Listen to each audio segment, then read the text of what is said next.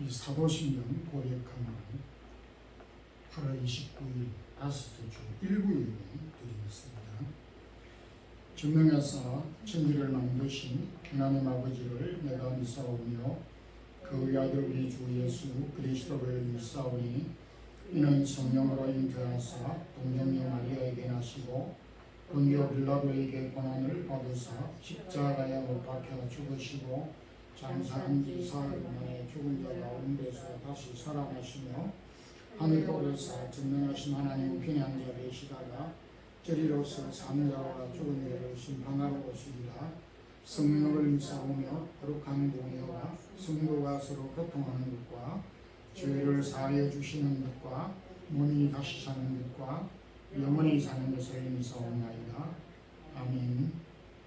자비와 긍휼이 많으신 하나님, 오늘도 저희들에게 귀한 성의를 허락해 주셔서 이날 기억하고 주의 전에 또 나와서 우리의 몸과 마음을 열고 정성으로 주 앞에 경배 드리기를 원합니다. 지루한 코로나와 더위와 여러 가지 어려운 상황으로 인하여서 우리가 지치기 쉽고 피곤하기 쉽고 또 낙심하고 또 그리고 우리가 실족하기 쉬운 이런 여건 가운데 있었지만 주의 사랑하는 성도들을 지금까지 돌보시고 인도하셨던 것처럼 앞으로 주의 사랑하는 모든 성도들의 걸음가는 일들과 계획들과 영육간의 강건함을 더하여 주시기를 원합니다.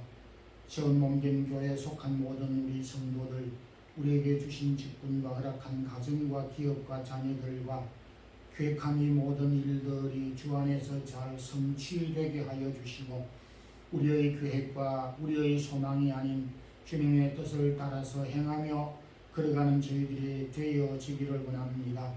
이날도 저희들이 알지 못하는 가운데 고난받는 많은 성도들, 또 여러가지 정치적으로 또 사회 환경적으로 재난으로 인하여 고통받는 백성들을 위로하여 주시고 주의 나라 섬기며 복음 위하여 수고하는 우리 선교사님들 어떤 곳이든지 기억해 주시고 저희들이 떠나온 고국과 교회들 하나님께서 기억하여 주시고 또한 늘 주 안에서 좋은 소식들 나눌 수 있도록 허락하여 주옵소서. 이제 8월을 보내고 새로운 9월을 우리가 맞이하면서 또 사랑하는 모든 사라의 자녀들의 학업 주님께서 붙잡아 주시고 기약을 앞두고 진학을 앞둔 모든 자녀들을 길을 열어주시기를 원합니다. 성도들의 경영하는 기업들이 활짝 문이 열려지게 하여 주시고 우리의 마음이 하나님을 향하여 한 걸음씩 더 달려나갈 수 있기를 원합니다. 오늘도 사모하는 마음으로 주 앞에 나왔사오니 주의 성령으로 충만케 하시고 말씀으로 충만케 해 주옵소서. 부족한 종을 붙잡아 주시고 하나님의 말씀을 오늘 우리 성도들에게 합당한 말씀으로 채워 주시옵소서. 예수 그리스도 이름으로 기도드리옵나이다. 아멘. 330장 1절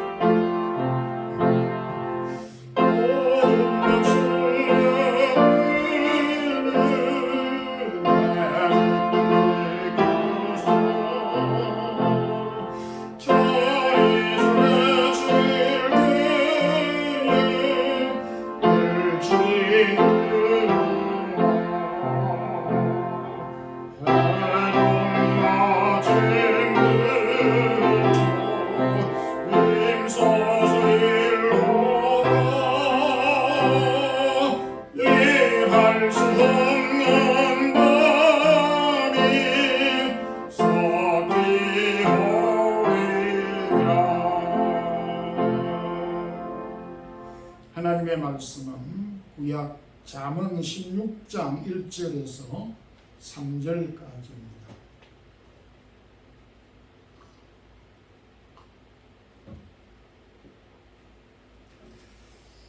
함께 합독을 하겠습니다.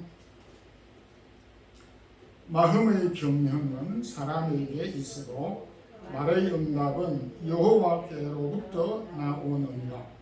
사람의 행위가 자기 보이에는 모두 깨끗하여도 여호와는 심령을 감찰하시느니라.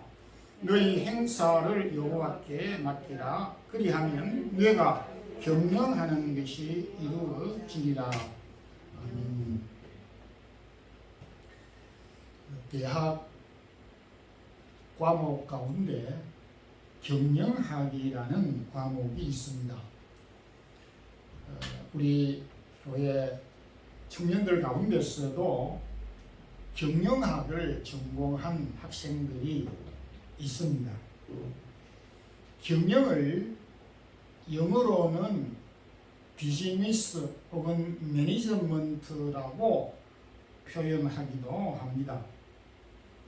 성경에는 경영이라는 단어가 31차례 이렇게 기록이 되고 있습니다. 번역 성경에 따라서 다소 차이는 나지만은 경영이라는 직접적인 단어를 사용한 단어가 한 31번 걸쳐서 기록되어져 있습니다. 오늘은 지혜자가 말하는 경영, 매니지먼트, 비즈니스가 무엇이며 경영을 이루기 위해서 우리가 어떻게 해야 될 것인가를 지혜자의 자문을 통해서 함께 살펴보면서 은혜를 나누고자 합니다. 먼저 지혜자는 경영을 이루기 위해서 계획을 구체적으로 세워야 할 것을 요청하고 있습니다. 16장 1절을 보게 되면 마음의 경영은 이라고 경영이라는 말을 사용했고, 그리고 3절 가운데서도 경영하는 것이 이루어지리라고 경영에 관련된 단어를 직접적으로 사용하였습니다. 여기 마음의 경영이라고 하는 말은 마음의 계획이라는 뜻으로 사용이 되었습니다. 그러니까 경영이라고 하는 것은 마음에서부터 생각, 행동에 이르는 모든 과정의 절차들을 포함하고 있는데, 경영의 가장 출발점은 시작은 계획에서, 그것도 마음의 생각과 계획에서 출발된다는 것을 여기서 말씀하고 있습니다. 주님께서도 제자들에게 경영에 대한 말씀을 직접적으로 가르쳐 주셨는데, 누가복음 14장 28절에 보게 되면 누가 망대를 세우고자 할진대 준공하기까지 그가 가지고 있는 자산으로 족할는지 모자랄는지를 면밀하게 계산하지 않겠느냐. 전쟁을 할 때에 군대 사령관이 적진으로부터 이기기 위해서 우리 아군이 어떤 전략과 병사들을 계획하고 준비해서 나가지 않느냐라고 예수님께서 전략과 경영에 대한 기초적인 말씀을 해 주셨습니다. 우리가 여러 가지 일을 할 때에 계획을 다 세우긴 합니다. 그러나 그 계획이 굉장히 구체적이지 못하고 이상론적인 경우가 많을 수도 있는 것입니다. 우리가 일을 하기 전에 계획을 세워야 하는 여러 가지 이유 중에 하나는 그 계획을 통해서 하나님께서 일하시기 때문입니다.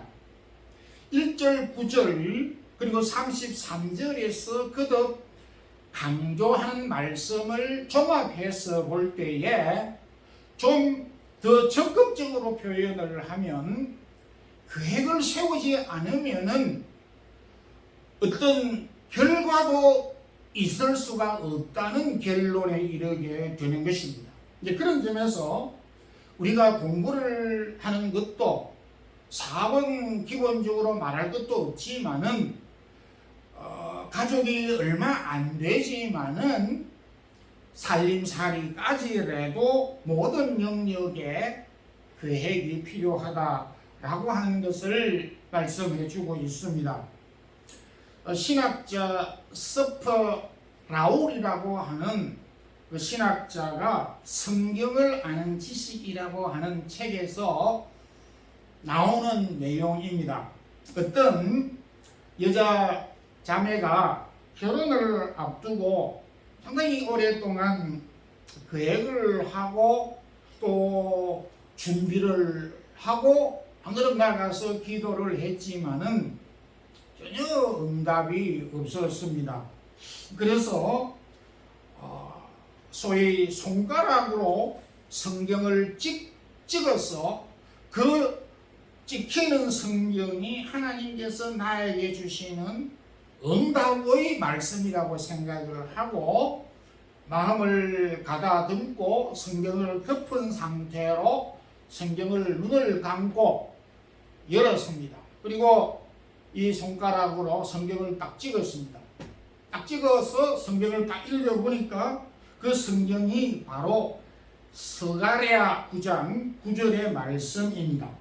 시온에 따라 크게 기뻐할지어다.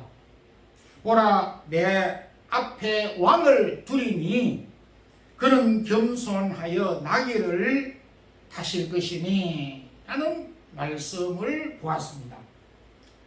이 자매는 이 말씀이 자신에게 하나님께서 주신 말씀으로 생각하고 크게 기뻐하였는데, 이 말씀은 우리가 알다시피 스가랴 선지자가 예수님께서 나귀를 타시고 예루살렘으로 입성할 것을 오랜 전에 예언한 말씀입니다.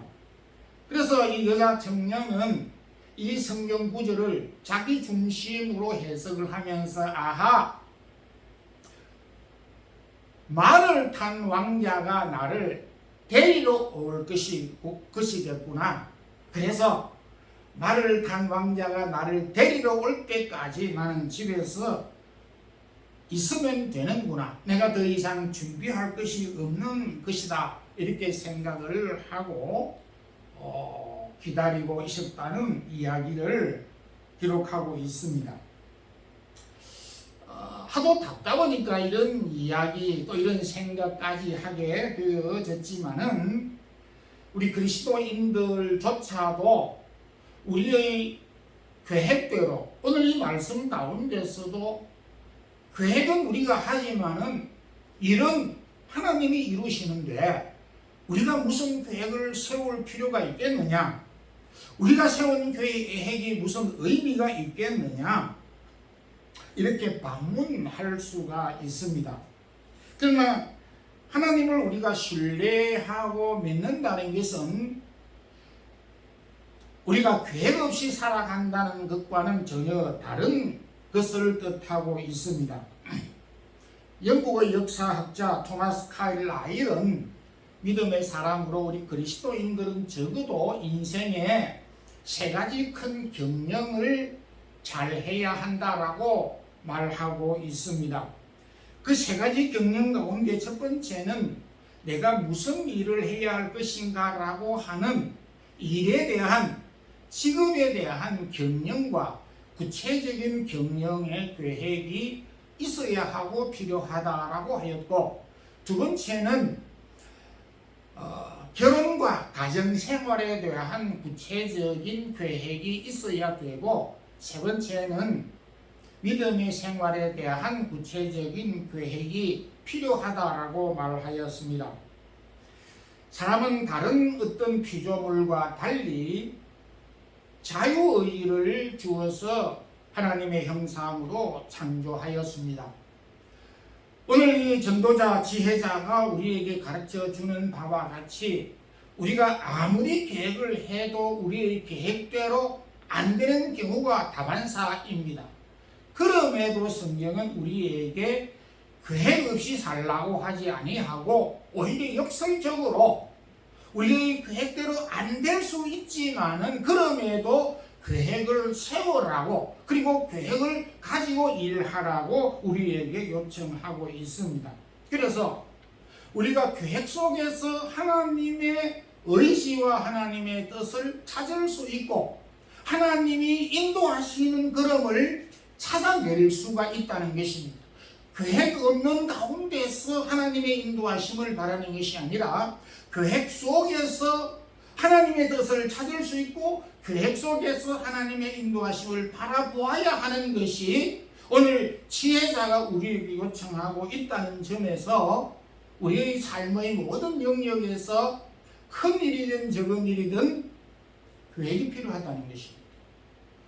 이제 8월을 보내고 또 계속적으로 코로나가 우리 앞에 머물러 있는 이런 상황 가운데서 우리의 가정생활이나 또 우리의 이 직장생활이나 우리의 사업이나 우리의 믿음의 생활에 있어서 어떤 계획을 세워야 할 것인가, 이런 계획들이 요청된다 하겠습니다. 이러한 계획들을 잘 세워서 우리의 계획이 혹 틀린다 하더라도 이 계획을 통해서 하나님의 인도하심을 바라보고 또 하나님의 뜻을 찾을 수 있으리라고 확신합니다. 두 번째, 지혜자는 경영을 이루기 위해서 정직을 기초로 삼아야 한다라고 말하고 있습니다.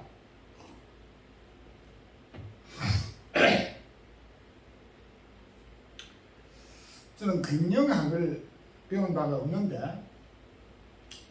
이 성경을 늘 보고 연구하면서 이 분야에도 공부를 해야 하겠다라고 생각을 많이 했습니다. 경영학 이론을 제가 찾아보았습니다.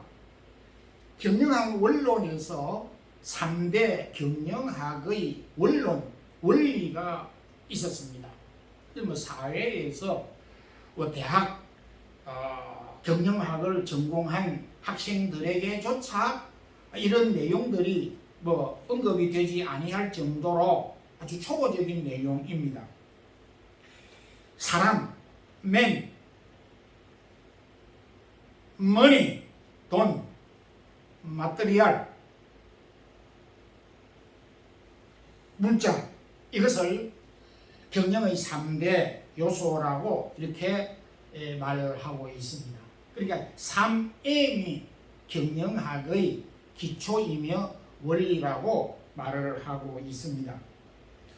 그런데 이 경영학에서 터치하지 않는 그 원리가 오늘 지혜자가 우리에게 소개를 해주고 있는데, 이 세 가지 요소 가운데 이 세 가지 요소보다 어쩌면 더 중요한 한 가지 원리를 제시해주고 있습니다. 그것이 오늘 2절에 있는 말씀입니다. 사람의 행위가 자기 보기에는 모두 깨끗하여도 여호와는 심령을 감찰하시느니라.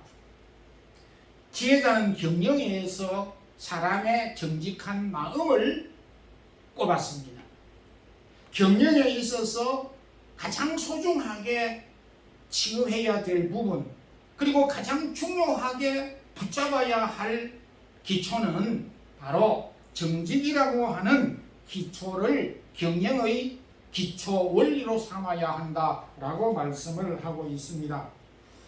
하나님은 이스라엘 백성을 이집트에서, 광야에서 가나안 31 왕족들을 다 물리치고, 그리고 자체적으로 하나님을 섬길 수 있는 독립된 이스라엘 나라를 만들었던 가운데 처음으로 왕을 세우는 일을 하시게 되어졌는데, 어쩌면 첫 번째 왕 사울은 실패 작품이라고도 볼 수가 있습니다.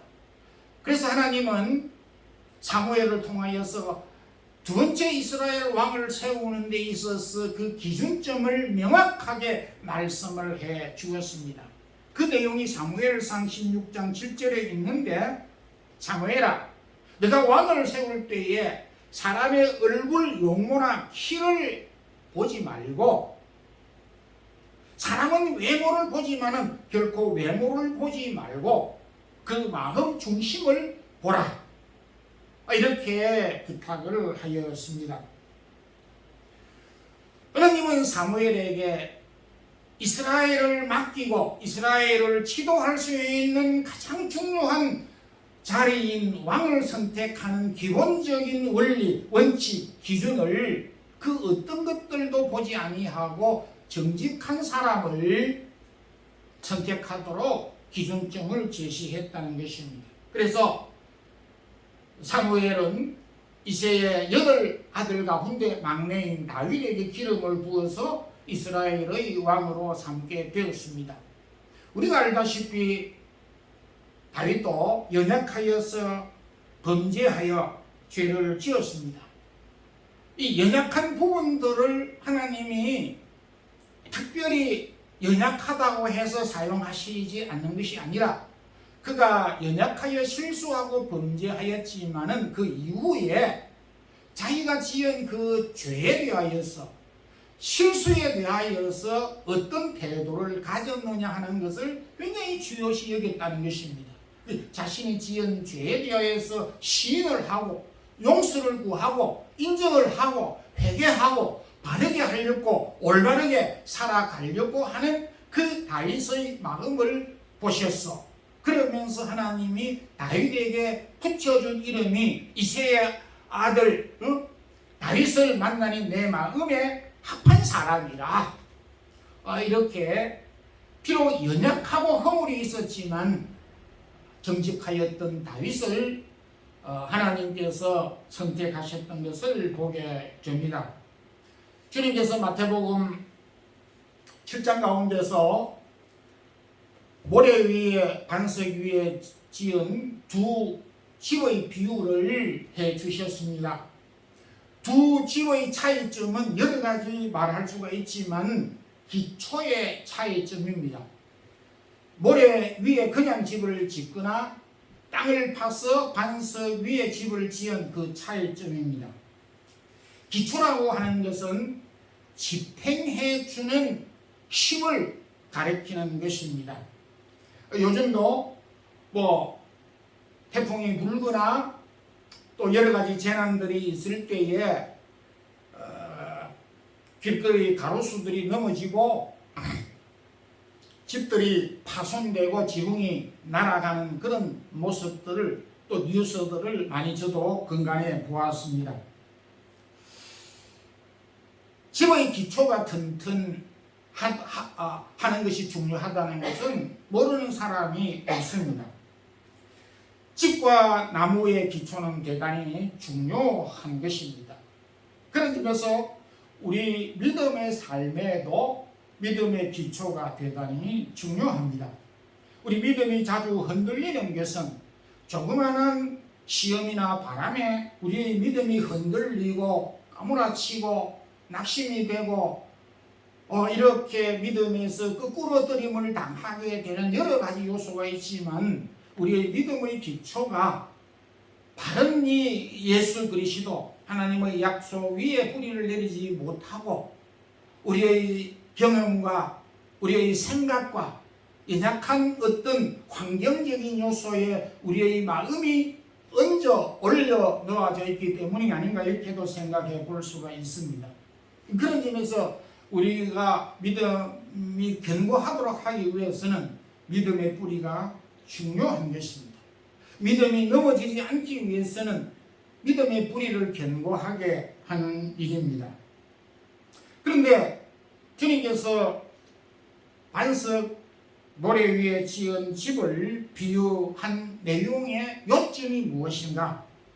그 요점은 바로 모래 위에 집을 지은 사람은 기초를 파지 아니했다는 것입니다.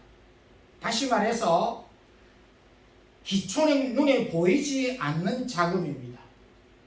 겉으로 드러난 모래 위에 반석 위에 세운 집은 똑같습니다. 그러나 비가 오고 재난이 닥칠 때에 그 결과가 현저하게 차이가 난다고 말씀하였습니다.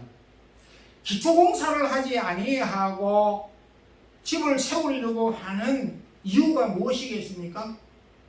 대충 집을 지으려고 하는 집을 짓는 집 장사의 의도가 무엇이겠습니까?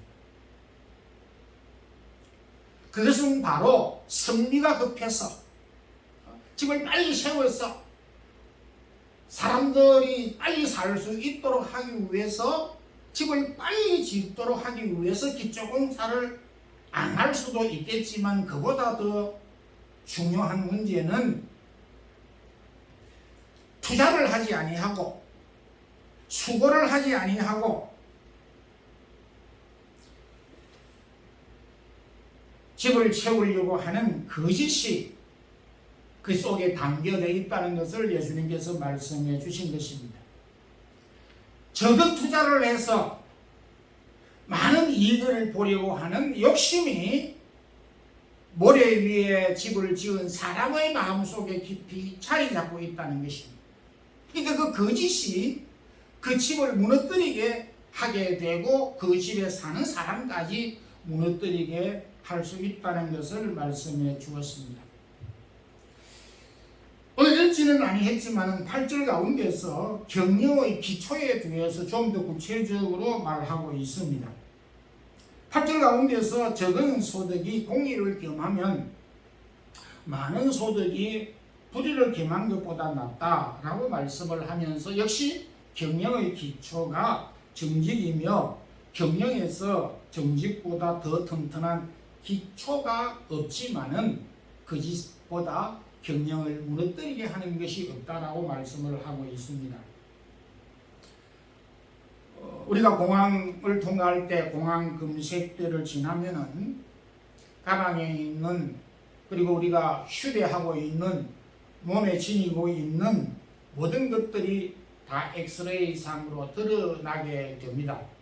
그런데 공항 검색대가 아무리 발달하고 좋아도 사람의 마음속에 담겨져 있는 물건을 사람 속에 있는 거짓을 결코 밝혀낼 수가 없다는 것입니다.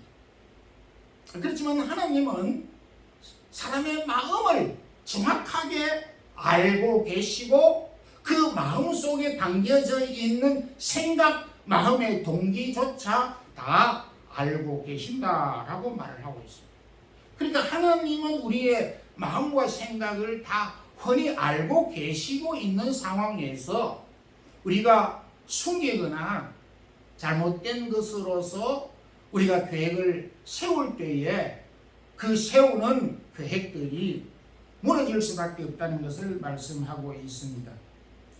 여러분, 우리가 살아가게 되면서 참 마음이 급해서 환경이 그렇게 해서 우리가 바른 기초 위에 우리의 경영을 세우지 못할 때가 있습니다. 그렇지만은 시간이 지나다 보게 되면 빨리 했던 것이 오히려 둘러가게 되는 경향이 있습니다.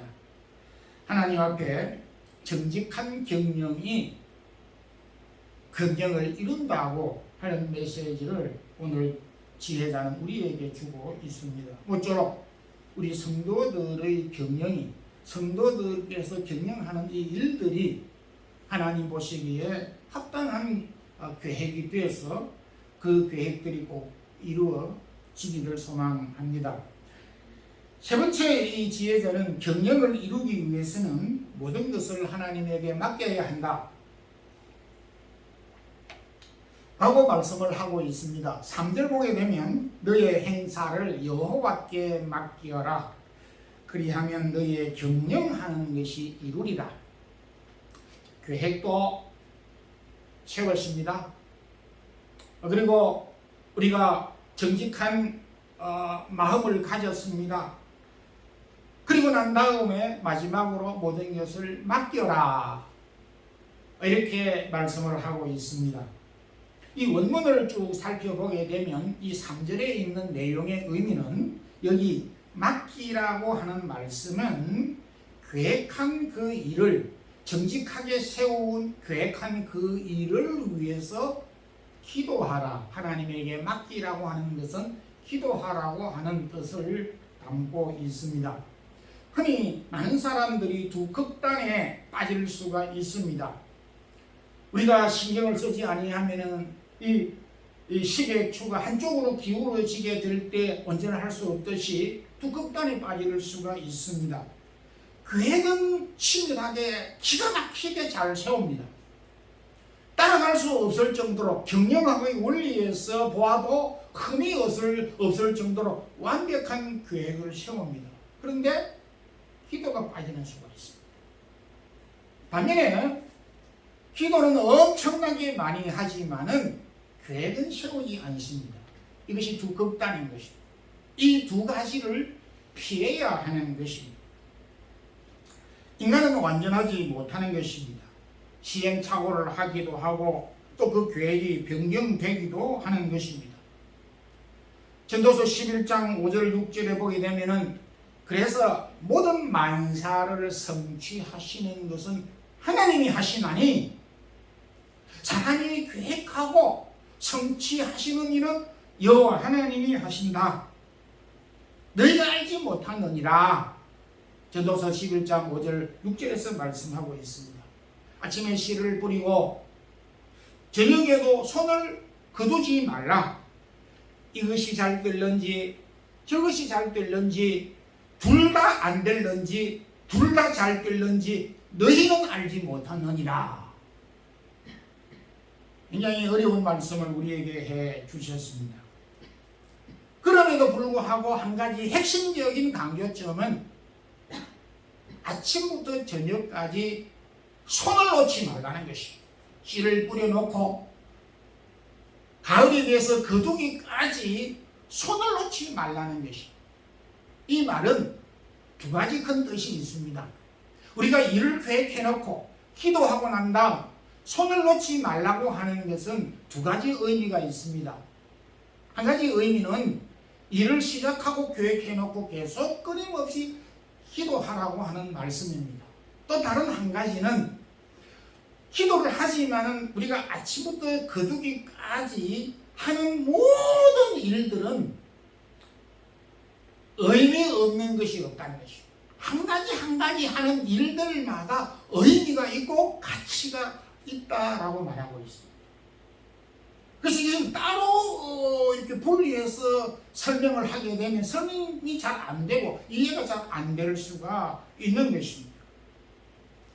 그러니까 이 부분의 말씀은 우리가 계획한 일들과 기도했던 일들이 충돌되는 것이 아니라 이 계획과 기도가 함께 더불어서 일을 이루어 가시게 하고 경영을 이루게 하신다라는 결론에 이르게 되는 것입니다. 바울과 실라가 두 번째 선교 여행을 갈 때에 아시아 쪽으로 선교 여행을 구체적으로 기획을 하고 계획을 세웠습니다. 출발했습니다. 그쪽으로 갔습니다. 그런데 방향이 아시아 쪽이 아닌 서쪽 유럽 쪽으로 선교 여행을 바뀌게 했습니다. 그 나중에 알고 보니까 마케도니아에 있는 어떠한 사람이 이 서쪽으로 마케도니아로 와서 도와달라고 하는 간절한 기도가 있었다는 것을 알게 되었습니다. 바울과 실라는 아시아 쪽으로 선교 계획을 세웠지만은 그 계획대로 되지 아니하고, 그리고 마케도니아의 한 사람이 간구한 그 기도에 따라서 그 계획이 이루어졌다라고 하는 것을 보게 되는 것입니다. 이것은 계획이 필요 없다라고 이렇게 말할 수 없는 부분이기도 합니다. 계획을 세웠지만은 그 걸음을 인도하시는 이런 하나님이시다라고 한 말씀을 그대로 적용할 수가 있는 것입니다. 느헤미야가 고국의 예루살렘 성이 무너졌다는 슬픈 소식을 듣고 달려가고 싶은 마음이 꿀뚝 같았지만은 그가 공직에 있었기에 갈 수가 없어서 기도하였습니다. 왕의 마음을 돌이켜서 왕으로 하여금 울자를 도움받아 가지고 우리의 고국 예루살렘을 다시 회복하는 일을 이루도록 해 주십시오라고 오랫도록 금식하며 기도하였습니다. 오랫도록 금식하고 기도한 결과 왕의 마음을 돌이키고 느헤미야가 예루살렘을 방문하여 예루살렘을 다시 건설하고 이렇게 귀가할 수 있었던 일이 성경에 기록되어져 있습니다. 여러분, 사람이 마음으로 자기의 길을 계획할지라도 그 걸음을 인도하시는 이는 여호와시라고 말씀하였습니다. 우리가 어떤 일을 계획할 때 하나님 제가 이 일을 계획하려고 합니다. 그리고 이 일을 이루기 위해서는 이 사람의 도움이 필요하고 이 사람이 마음이 감동을 받아야 되고 돌이켜야 되고 이 사람의 도움이 결실이 필요합니다. 이렇게 우리는 우리의 계획과 우리의 계획에 대한 기도와 타인에 대한 마음의 변화를 일으키도록 하기 위해서 우리가 기도하지 않을 수가 없습니다. 그래서 우리는 철저하게 계획을 세우지만은 이 일들과 관련되어져 있는 사람의 마음을 움직일 수 있도록, 그래서 우리는 그 사람을 만나기 전에 그 사람을 위해서 기도해야 되고 그 일을 이루기 전에 그 일을 이루기 위해서 먼저 기도해야 할 필요성을 말씀하고 있습니다. 우리보다 한층 더 지혜로운 지혜자 잠언서를 통하여서 오늘 세 가지 경영의 기초에 대하여, 세 가지 경영의 원리에 대하여서 우리에게 알게 해 주셨습니다. 구체적인 계획과 정직과 기도의 바탕 위에 우리의 경영을 이루어 가라고 말씀하였습니다. 우리가 이루고자 하는 계획이 있습니까? 이 세 가지 경영의 바탕 위에 세워서 우리의 경영이 성취되고 이루어지기를 소망합니다. 기도드리겠습니다. 하나님 아버지 감사합니다. 오늘 지혜자의 말씀을 통하여서 우리에게 살아가는 모든 삶의 바탕에 경영을 잘 할 수 있는 지혜를 주시기를 원합니다. 계획을 잘 세울 수 있는 지혜를 주시고 정직의 기초 위에 경영을 세울 수 있게 하시고, 그럼에도 이 모든 것들을 하나님에게 맡기는 믿음을 가지고 경영할 수 있도록, 그래서 경영한 바가 이루어지는 그런 소망을 가지고 살아가는 우리 성도들 되게 해 주옵소서. 예수님 이름으로 기도드리옵나이다. 아멘. 우리 찬송가 312장 1절 부르면서 준비하신 주의 예물을 드리겠습니다.